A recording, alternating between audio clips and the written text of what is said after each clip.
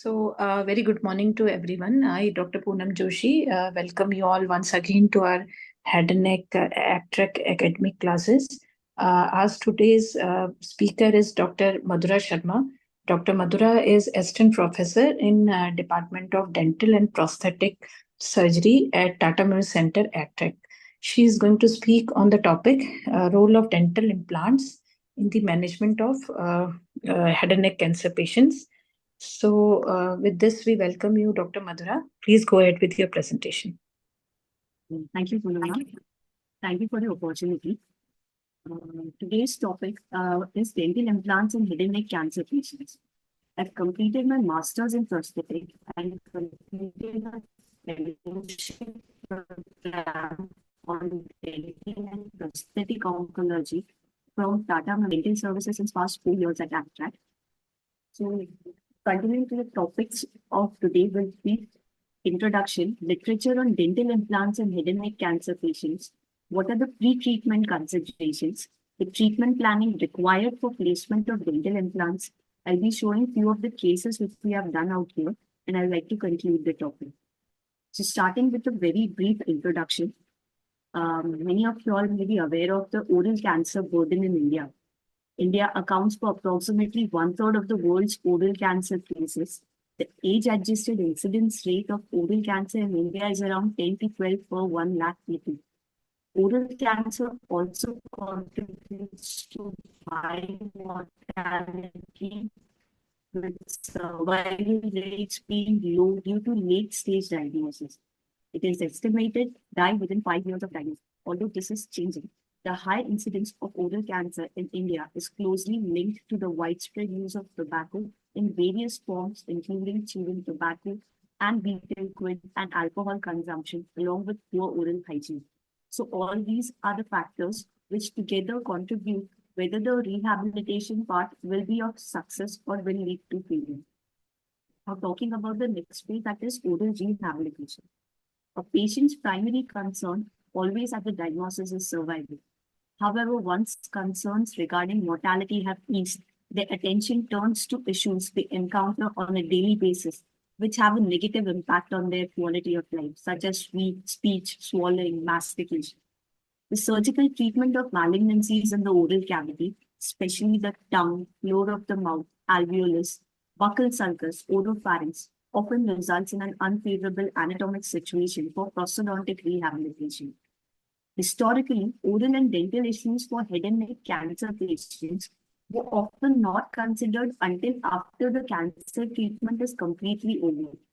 As a result, the outcome for oral rehabilitation are many times suboptimal. Again, this is also changing when you incorporate the dental or the rehabilitative aspect before the patient is taken for the primary treatment. So, dental implants. For my colleagues who are not from the dental background, what is basically a dental implant? So dental implants, as you can see in the picture, the first part is a metallic, or it can be of zirconia or any other material available in the market of different sizes, shapes, varieties, and sizes. The second is the abutment component. That is, the first part will be embedded in the bone. The second will be act as a connector between the implant and the third part, that is the prosthesis. So the abutments can be also of various types and sizes. The third part is the prosthesis. In this picture, we can see a fixed prosthesis or a crown. But usually prosthesis can be of any type, starting from intraoral prosthesis, bridges, crown, frameworks, or removable prosthesis like dentures. So basically, we play amongst these three components. So by definition, a dental implant, or also known as end-osseous implant or fixture, is a prosthesis that interfaces with the bone of the jaw or skull to support a dental prosthesis, such as a crown, bridge, denture, or facial prosthesis, or to act as an orthodontic anchor. Now, what is the basis for dental implants? The main basic concept behind dental implants is the biological process called osseointegration, in which the materials such as titanium or zirconia form an intimate bond to the bone. So these are not like other plates or screws which are being used in the surgery. In that case, there is no communication with the soft tissue. But in this case, in the oral cavity, the implants will be connected to the abutment and then the prosthesis. So they will have to bear the load of the prosthesis, that is the mastication, as well as the oral saliva. Implant fixture is first placed so that it is likely to osseointegrate, then the dental prosthetic is added. So mainly first we place the dental implants, let it remain for some definite time period, and then when the osseointegration has taken up, the bone has taken up the implant, then we go for a prosthetic procedure. A variable amount of healing time is required for osseointegration. Before and with the dental prosthetic, a tooth, bridge, or denture is attached to the implant, or an abutment is placed which will hold the dental prosthetic or crown. Now, what does the literature suggest? Literature on the use of dental implants in head and neck cancer patients specially suggests. So I won't be putting much article. This is just a basic article, that is a systematic review and meta-analysis. This has beautifully covered all the papers which has published since the period 1999 to 2021. So the main purpose of this meta-analysis was to compare the implant survival in irradiated and non-irradiated bone, and to investigate the potential risk factors for implant therapy in oral cancer patients. The results stated that a mean overall implant survival 87.8%.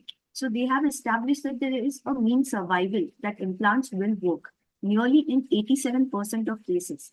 The meta-analysis also revealed a significantly higher rate of implant failure in irradiated bone compared to non-irradiated bone, and they also showed that implants placed in irradiated grafted bone were more likely to fail than those placed in irradiated native bone. We concluded that overall implant survival was high, although radiotherapy proves to be a significant risk factor for implant loss in combination with radiotherapy. The clinical relevance was the treatment of patients receiving radiotherapy of any form requires precise individual planning and a close aftercare.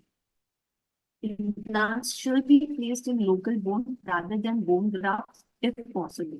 Now, I will be quoting again this article, which is from our institute itself, on implant retained dental rehabilitation in head and neck cancer patients and assessment of success and failures.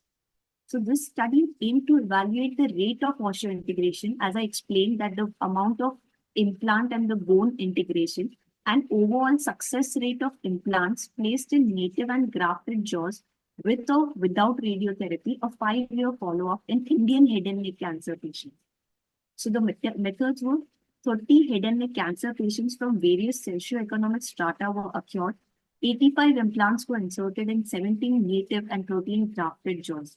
19 patients received radiation therapy, and a 5-year follow-up of rate of osseointegration and overall success rate were reported.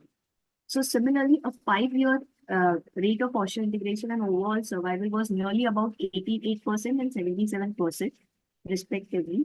The rate of osseointegration was 93% for grafted bone, 85% for native, and 83% for irradiated, and 100% for non-radiated jaws.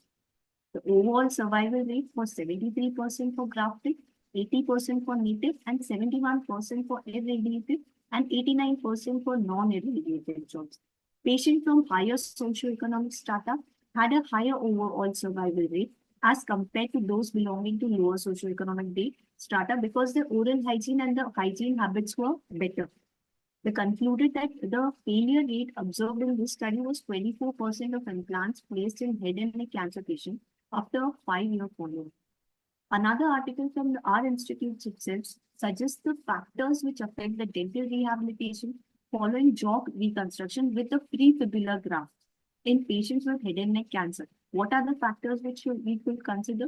A total of 138 patients were enrolled and considered for prosthetic rehabilitation. However, on a review of frequency-based data revealed that only 30% patients were considered suitable for prosthetic rehabilitation.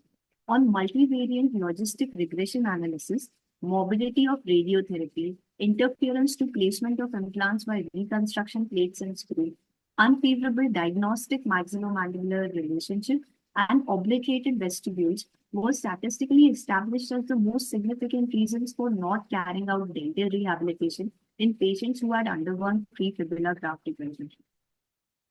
See, based on these three articles, we can determine that the implant placement, although can be successful by 80%, but few considerations have to be made.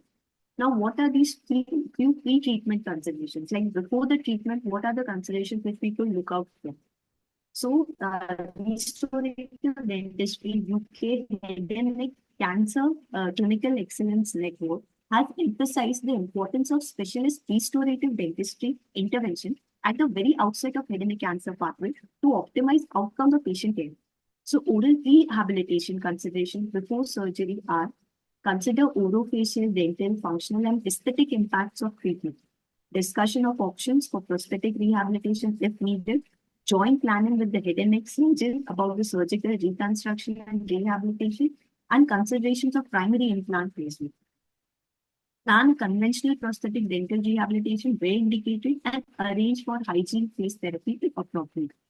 Now, what if an implant-based prosthetic rehabilitation is done? The same UK-based consensus states that you have to obtain digital surgical resection and reconstruction plan where indicated, impression of study models, intraoral optical scan or optical scan of models, digital workflow planning, fabrication of guide, chemical photographs, and fabrication of surgical obturator and interim obturator impression trays for maxillectomy, even in case where reconstruction is planned. Now, how to plan the treatment plan? The treatment planning of dental implants. So basically, there is two options when the patient comes to us. Either he can undergo rehabilitation or he won't be able to undergo rehabilitation. So patient post-primary management could have, if he is planned for rehabilitation, he has to be managed for Christmas, plan for the restorative option, what he desires, fixed or removable, and then plan for an implant rehabilitation. If the patient cannot undergo rehabilitation, he has to advise about preventive measures, dietary advice, and routine dental restorative treatment. Again, the patient has to be counseled about the risk versus benefits of restorative intervention. The benefits such as aesthetics, chewing, speech, quality of life, and psychological well-being will be improved, although there are risks of implant failure, prosthesis failure, osteoradionecrosis, and graft failure. When the patient has decided that he is going to go for an implant, so the next question comes, what is the best time for dental implant placement in patients with head and neck cancers? So this article discusses the challenges and considerations surrounding dental implant placement in patients with head and neck cancers, emphasizing the impact of radiation therapy or osseointegration, the timing of implant placement, and the risk of osteoradionecrosis. It highlights varying opinions on the optimal timing for implant placement post-starting and recommends at least a waiting period of 6 to 12 months or longer post-RT for better implant success, and suggests individualized decision-making in consultation with the clinical brain. So the timing of dental implant placement, they have given a chart.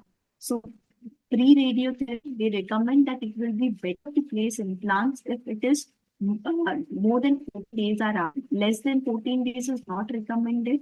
Radiation is going to be planned less than 14 days. If more than 14 days, it is recommended because it will help in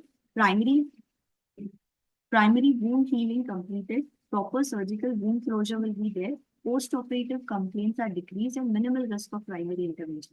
During radiotherapy, it is not recommended, and the optimal timing is 6 to 8 months post radiation. Now, decision-making process of implant insertion during surgery usually starts with the pre-surgical evaluation, the expected prosthetic problems, whether he will be able to maintain a fixed or a removable prosthesis, and what kind of prosthesis the patient will be able to manage after the resection. Then the implant surgery during the surgical ablation of tumor. Then either the patient will be planned for radiation therapy or no radiation therapy.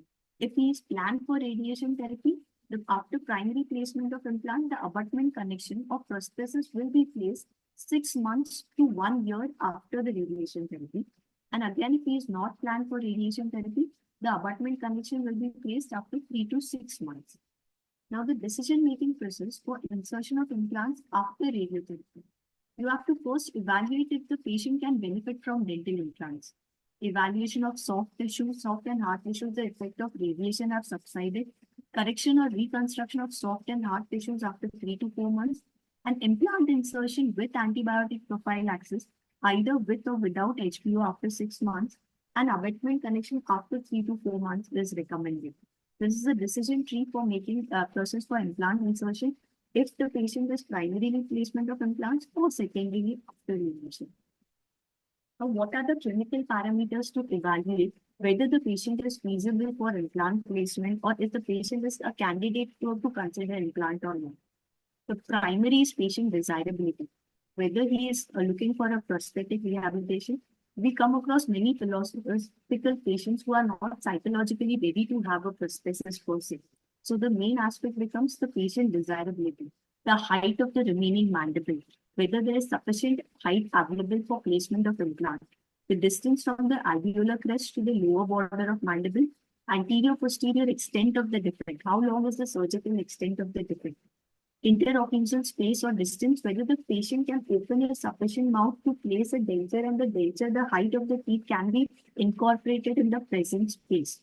The overlying mucosa and tissue, whether it is soft, pliable, keratinized, non-keratinized, all these tissues have to be considered. The status of remaining dentition, whether they are periodontally compromised, that will give us an idea if we can maintain our prosthesis or not.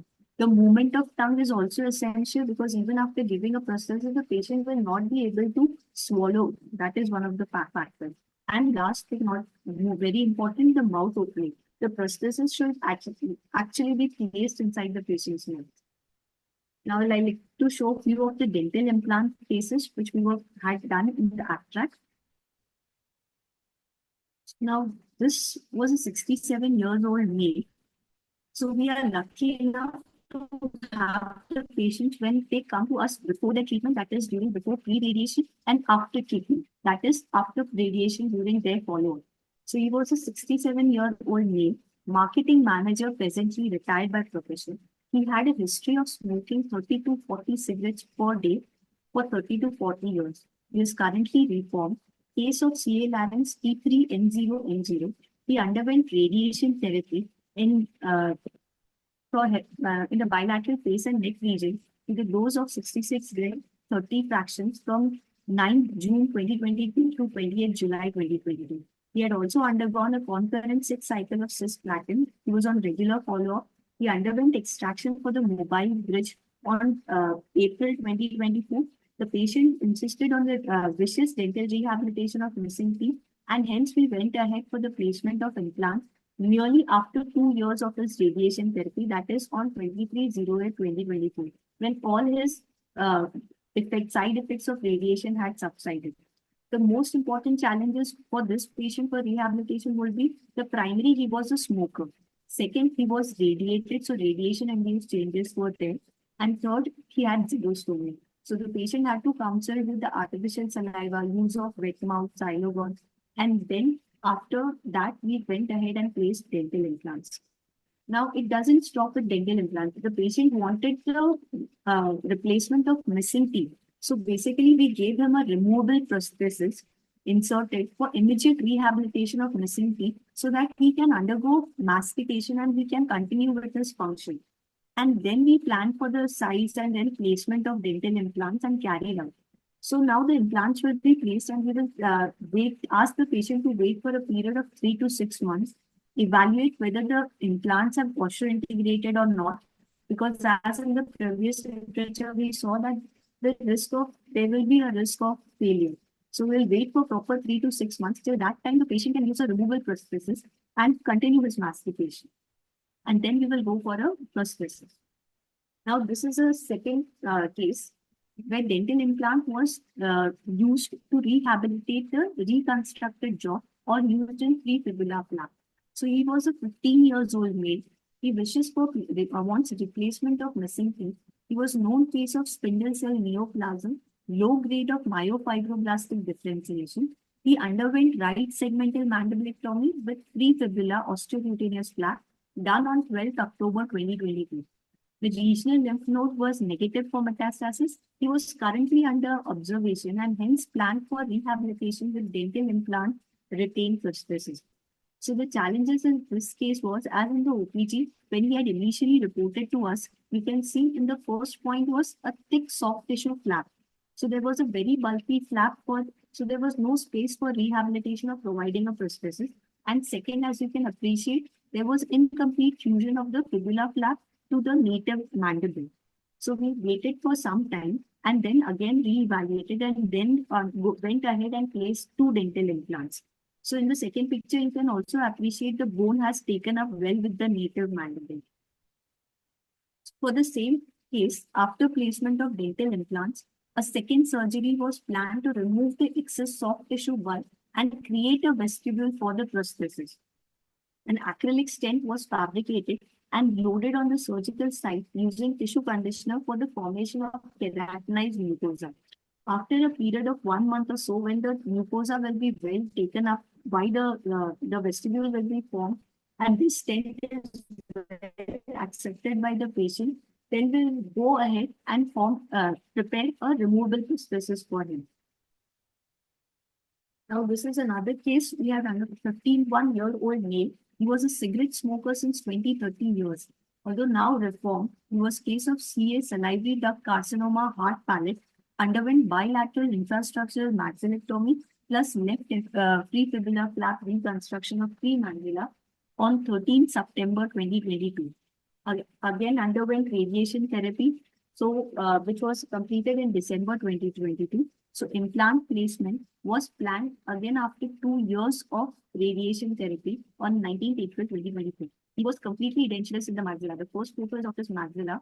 This challenges mainly for rehabilitation was xerostomia, dry mouth, which led to radiation caries. As you can appreciate in the second picture, his lower remaining dentition were also not very good. So, and the fusion lines, second consideration while placement of implants is you have to consider where the fusion lines are.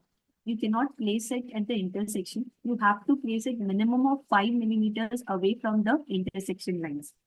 So as you can see in the second picture, 3 implants, one in each segment of the fibula, were planned and placed. So it is not only about the edentulous, the implant placement is also carried out for the placement of obturators, because obturators are usually very heavy prostheses, and many a times the periodontally compromised patients, so there is a loss of maxillary anterior teeth completely. So there is no teeth to retain the obturator. So we have to use something so that the obturator will sit in the patient's mouth. And hence the dental implants were planned and placed. A total of 5 implants were planned and placed here because one, the defect is very big in the posterior aspect of the maxilla. So it has to retain a prosthesis with the bulk in the posterior region as well as the teeth in the anterior region and help in the mastication process. So this was the essential challenges, and you can use more implants in case of maxilla where recommended. So it is not only about the patient area where it is the reconstruction or resection is carried out. What we have to do is we reconstruct or try to rehabilitate whatever the remaining portion is there as well. So in the OPG, you can appreciate that where he had a root pieces in the missing right quadrant. So these root pieces were removed as a part of his pre-artery profile axis. And then when he reported to us after radiation therapy, then 2 dental implants were placed in this region, in the premolar, for rehabilitation of 2 teeth, so that he can at least use whatever is left of his right side to his complete profile. Another case, this is a 47-year-old man from Bihar, laborer. He had no commodities. He had an addiction of tobacco chewing since age of 15 years, reformed since 1 year, and also had a history of burns 2 years back, including the scalp burn. He was a case of CA lower lip T2 N0M0, underwent left lip, lower lip, wide local excision, and closure on 17/3/2022. A removal prosthesis was delivered in July 2023. However, he was not satisfied with his lower prosthesis and he insisted on placement of a implant retained prosthesis. The challenges in this patient was, although a good amount of osseointegration was achieved, the patient still used tobacco, which affected the healing of dental implant, and hence delayed loading of the prosthesis had to be carried out in this case. This is another case. He's had a history of, he was a 67 years old male, history of BD smoking for 30 years. Case of CA floor of the mouth. He underwent floor of the mouth, wide local excision, segmental mandibulectomy, bilateral neck dissection, plus tracheostomy plus FFOCF on 4th July 2023. He was planned for observation. The main advantage of this case was he had not undergone radiation therapy. Hence, dental implants were placed immediately 1 year post his 6 months post his primary surgery, that is on 31st July 2022. For this stage, the challenges again was the bulky flap. As you can appreciate in the second picture, there is no area where we can place the feet or prosthetic. So this flap had to be debulked or a vestibule had to be created. The second aspect or problem with this case was the rest of his teeth. The rest of the teeth were also periodontally compromised, so hence they could not be used for retention of the prosthesis. So second stage surgery of debulking and vestibuloplasty was planned for this patient. A pickup of metal corresponding housing on acrylic stent was used. So this metal are basically the pickup copings which comes in the prosthesis so that it goes and fits and retains inside the patient's mouth. And this stent was delivered and asked the patient to use it for a period of 1 to 2 months so that he gets adjusted and a well-characterized mucosa is formed. Again, this is a 37 years old male. He had a history of tobacco chewing for 10 years and has stopped since 3 months. It was a case of CA left sublingual gland adenoid cystic carcinoma. He underwent extended mid-segmental mandibulectomy and epitocF on 29 July 2021. He had undergone radiation as well. So implants were placed again more than 2 years later, that is on 23rd July 2024. The challenges is, as I explained previously also, he has an absence of tongue. So although we will be able to rehabilitate it, he can be able to chew the food, but swallowing may be a bit compromised or the speech will not be as adjusted as. So we have to counsel the patient about his expectations as well. So basically, he was a teacher by profession, and due to challenges in speech at school, they have changed their into a non-teaching duty. This was also the main reason he wished for a prosthesis. Now, talking about another case of marginal mandibulectomy. So he had a history of tobacco chewing. He was 10 to 12 times per day for 15 years. He had stopped 4 months back. Case of CA tongue, he underwent left tongue compartmental resection and marginal mandibulectomy. He was also planned for under observation. The dental implants were placed using 3D guided stent on 2/1/2022, that is after 1 year. So what is the challenges here? The nerve was too close to dental implant placement and attached mucosa from tongue to the buccal mucosa. So for this case, we went ahead. I can ask the question, answer the questions after the presentation. Yes, we'll do it after you conclude your presentation at the end.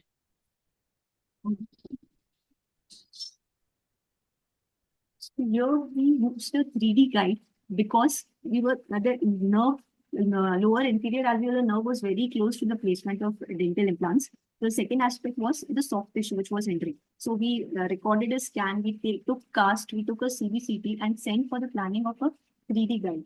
So 3D guided surgical stent was used for dental implant placement. As you can see in the third picture, this the first two images, the image of the guide. So what is a surgical guide? Basically, it gives the accurate assessment of the size and the dimension of the implant and the size which has to be placed so that we don't damage the adjacent structure and the prosthetic rehabilitation could be carried out properly. So this is we using the guide. And as you can see in the lower picture, the implants were placed without much of a surgical excision. So again, for him, the second problem was this tongue tie. So he had to be taken up for a second stage surgery where ST flap was used to relieve the tongue attachment and a lower removable prosthesis was provided, which was attached to the dental implants. So this is a case of CA buccal mucosa. He had also undergone marginal mandibulectomy. So the challenge here was the thin posterior angle of the mandible and patient does not desire second stage surgery. That was one of the main disadvantages. Although, if you can appreciate in marginal mandibulectomy, we don't have, the surgeons have the control on how much amount of resection is carried out. When the patient comes to us in this condition, we can do best to rehabilitate in whatever way possible we can.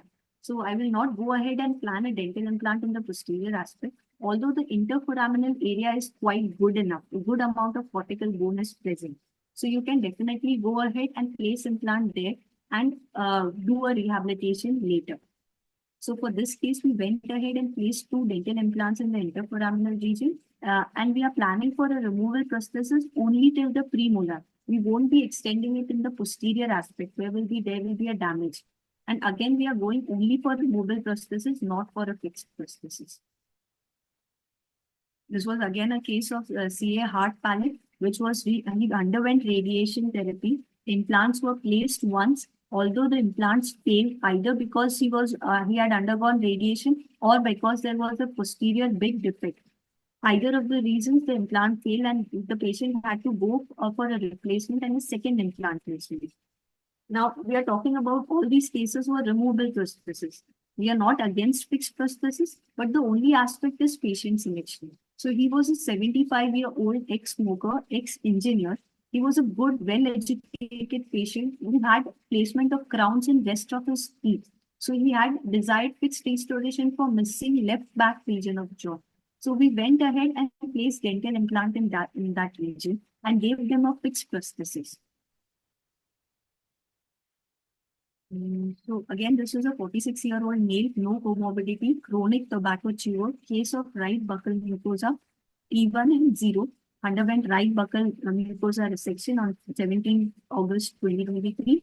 Challenges, again, he was in the bulky flap and we are placing implants basically in the interforaminal anterior region.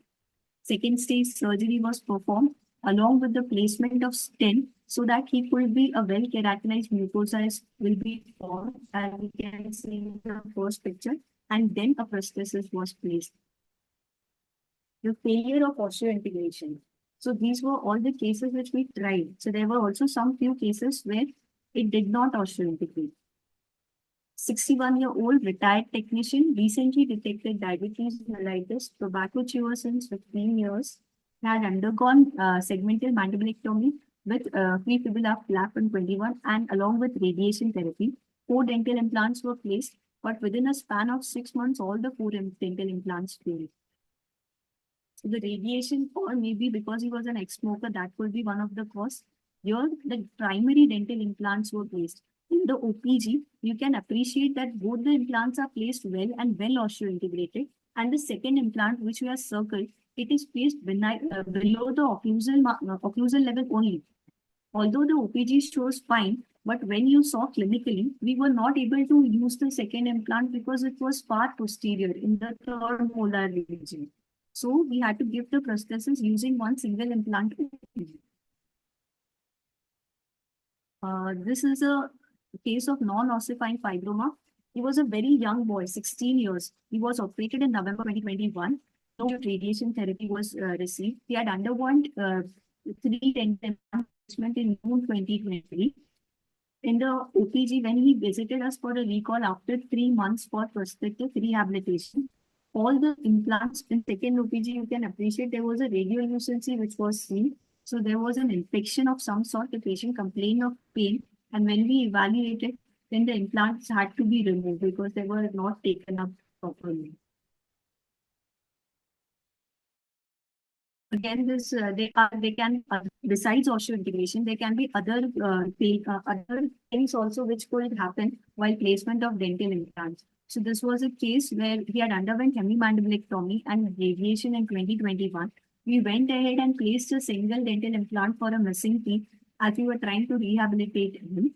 But incidentally, a finding of unhealthy mucosa was found in the adjacent tooth. So when he was referred for the further evaluation, it was found out that it was a recurrence, and then he had to undergo left segmental mandibulectomy and prefibula reconstruction. So these are also a probability which we could come across. So again, for primary, this was a 43-year-old male. Clinically, he was a very small lesion which was visible, and hence a 3D printing guide was fabricated and planned for. So everything was done with the help of, they usually send for the fabrication of guides to an outsource it to a third-party company where the guides are made. But however, during the resection margins had to be revised and hence the guides could not be used. So what we went ahead and placed the primary dental implants without the help of a guide. So you cannot always be certain that a 3D printing technology or the 3D printing guides which you are going to plan will be used for every case. And if they are not used, then you have to modify your. So the as previously noted in the literature also, the dental implant placement in native jaw, if available, instead of grafted bone, as the patient was radiated, is always better. Although the graft is well taken, we went ahead and placed implants in the native jaw itself. Ameloblastoma or benign cases, you can definitely go ahead with primary dental implant placement. They give good results. If in benign cases, you after prosthetics, what is the major complication that patient comes across is the soft tissue peri-implantitis. He or she has a severe inflammation to the prosthetic for any amount of food which is dislodged below the prosthesis and between the implants. So every 2 to 3 months, we have to debride all the excess tissue or inflamed tissue and then again reload the implant, reline the prosthesis and then place the prosthesis. Although rare, medicine-related osteoradionecrosis and osteoradionecrosis of the jaw is a common finding. So you have to be very careful when you're going ahead with placement of implants, especially in radiation patients or patients who had undergone any form of therapy. You have to consider whether the patient had any history of bisphosphonate use. Now, few cases which are difficult to rehabilitate, usually in the secondary setting, the soft tissue. That is, although the fibula in the last 2 pictures was well taken off, the soft tissue was very not pliable, the mouth opening was restricted, and the patient will not be able to rehabilitate unless until a plastic surgeon's second call of soft tissue rehabilitation will be considered. So conclusion, within the limits of the current evaluation and in awareness of possible bias and weak points, the current evidence recommends to offer the possibility of implant therapy to head and neck cancer patients. When patients are treated with radiotherapy, the adverse effects of irradiation are negatively influencing the outcome. Therefore, implantation should be carefully considered, taking further risk factor into account. The treatment requires precise planning and a close follow-up care should be established. To summarize, implant restoration can be offered to head and neck cancer patients after a thorough benefit-risk analysis. So thank you for the institute which has given me the opportunity to serve, the head and neck surgery department who provides the cases, the plastic surgery department for assisting in debulking and vestibuloplasty, my mentors, Dr. Kanchan Dolam ma'am, Dr. Sandeep Gaurav sir, Dr. Gurkaranpreet Singh sir. This is my team which helps us in everything. Dr. Kiran, Ankita, Dr. Akanksha, Husefa, who practically makes these prostheses here by his hand, and our colleagues. Thank you. Now I can. Thank you, Madhura. Great lecture. I think there are a few questions. If you could take them. I have also one question. I will take it last. So what is your experience on implants in prefabricated fibula versus placing immediate implants in harvested fibula? I'm sorry, I don't have an experience in that. Prefabricated fibula, no. We have not placed it as such in that area. Okay. So the another question is landmark papers for dental implants. I think you showed few of them. So that Excite paper, which I showed it, I can send the link also. That paper itself is a very beautiful paper, meta-analysis of past, all the papers which have been published till date, since 1999 to 2021. So you will get a gist of all the papers. So that's a very good paper. I will definitely send the link for that.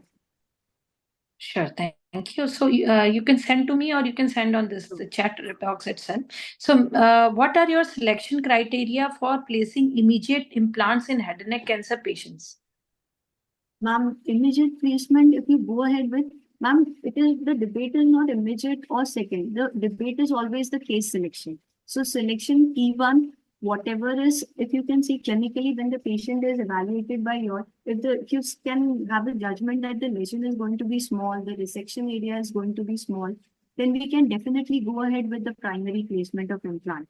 But if there is a gross involvement and a very much ulceration, or if you say that it is going to be T3, or the patient is going to be planned for a radiation therapy, then I think so it will be better to wait, because radiation side effects, what we come across post in follow-up patients, many of the patients are debilitated not only because of surgery, but because of radiation as well. So I would prefer So, ameloblastoma or all the benign lesions. immediate implant. Yes, ma'am. All the benign lesions, T1, or where you can see the very small amount of resection is going to be carried out, then definitely we will go for an implant. Again, ma'am, nowadays there is also a concept of prosthetic rehabilitation immediately during the surgery. That is a joy in a day concept. But all this will work well only if there are the condition is benign as such. So, in continuity with that, with the previous question, the another question is, what are the difficulties you face while placing the delayed implants? As I said, soft tissue. The soft tissue bulk is there. As I showed in all my cases, there is a quite substantial amount of soft tissue.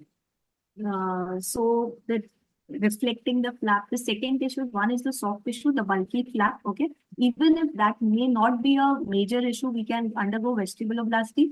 The second reason is the mouth opening, or the condition per se of the soft tissue, either the lips or the buccal mucosa. The flap is too tight because of radiation therapy, or the mouth opening is not substantial, the prosthesis is not being placed. So as I said that in the first few slides, the implant consists of the three components. The implant basically, which is inside the bone, the second abutment has to be placed, and over that denture has to be placed. So all these both components will require a substantial amount of space. So I need space inside the patient mouth basically to place things. How do you confirm osseointegration in cancer patients? So very good question. So basically what we use is an osteal radio frequency analyzer. So before loading or before doing anything, during the second stage also, before waiting, before placing any abutment, we reflect the flap, open the cover screw, use an osteal frequency analyzer, see what is the rate of osseointegration. If it is anywhere above 60, I'm not even going by the standards like above 80, above 70, anywhere above 60, then yes, we definitely go ahead with the prosthesis. But if it is not 60 or below 60, then we will like to wait, or whatever the situation demands. So I think Madhura, similar question for a non-dental person like me. Yes.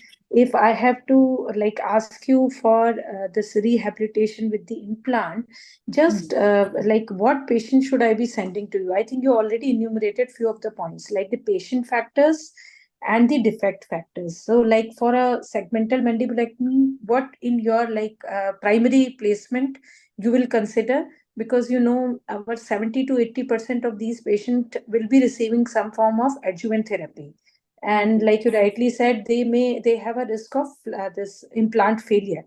So Okay. how will you choose? So if I have to send a patient to you, and what about those cases where we are doing marginal mandibulectomies and doing some of form of reconstruction? Suppose the reconstruction is primary closure, will Mhm. that be appropriate? Or if we are closing it with some form of reconstruction, especially free flap, that would be ideal.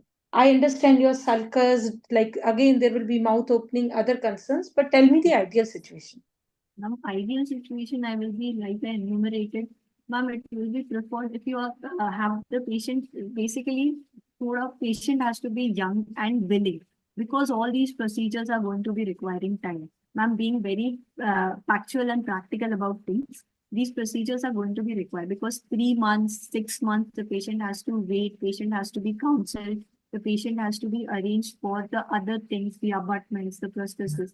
So the patient's desirability. So during the counseling or during the OPD phase, if you could come across a case where the lesion is very small or this, then you can send us to our OPD. We will take the impression, make the necessary arrangements, and keep. Then Sorry to coming, interrupt you. So, how yeah, do you define very small lesion? See, whenever we are doing segmental, na, so it will be exactly. always sort of bone erosion or Okay. a paramandibular disease. So, T1, most of the time we will not be doing, we'll be doing a marginal. So, Okay. most of them are going to be T4As, where there is some sort of bone erosion and soft tissue. So, how do you Mm-hmm. decide that? Why I'm asking is like for non-dental surgeons, when we have to refer for dental implants, what should be the selection criteria? Because we also need to know that. Mm-hmm. Ma'am, The questions are over. These are the questions. ma'am, height of the remaining mandible while clinical table, if you're asking during the surgical procedure. So what is the amount of remaining mandible? If at least it should be two-third or minimally, because as I showed you one of the cases where it is very minimum, then we will not like to go ahead for a rehabilitation in that case because there will be a chances of fracture. So that is one aspect. And flap overlying soft tissue decision or very chair-based precision, because you cannot be very certain that which cases are going to, because how they end up, that is the main problem. Because after a resection also, according to me, the distance between the sufficient amount of mandible should be feasible and sufficient amount so that we can place a dental implant in the interforaminal region. Now, as I showed in one of the cases, the posterior defect was very mandible, marginal mandibulectomy. So, Madhura, what is happening is that in our practice also, we usually tend to think about the immediate implant. So, like in your presentation also, so should we may be doing that in the follow-up patients, which when they come to us, especially the fibulas with good mouth openings, that much is easier for us to also follow. Those patients can be again referred to you or the people who are doing the dental implants, and then we can look into for the delayed implant placement also. You agree with that? That can also be done. Correct. So if there are any more questions, we can take. So if there are not any more questions, Madhura, we would conclude today's lecture. It was a great lecture, I think, for a person like me who comes from a non-dental background, to understand exactly what is an implant also was a new thing to understand, to see and understand.